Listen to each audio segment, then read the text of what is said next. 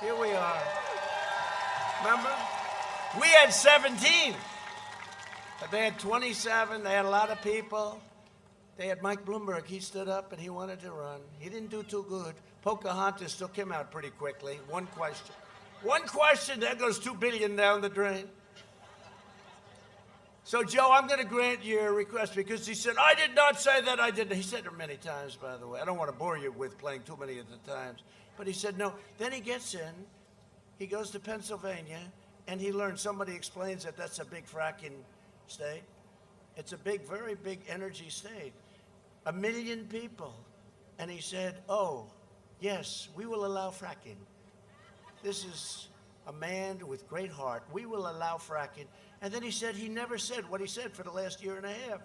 So let's take a look and see whether or not he said it and what he did once he got to Pennsylvania. Go ahead, put it up. Where is it? Would there be any place for fossil fuels, wow, including coal and fracking, in a Biden administration?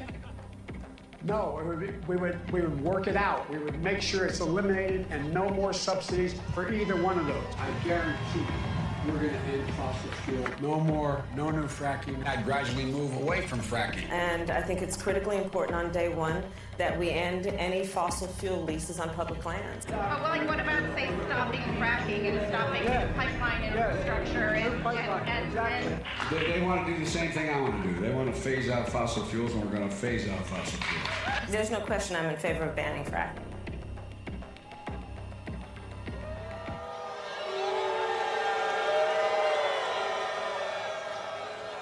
Now, we have about 15 other ones, but we can't bore you.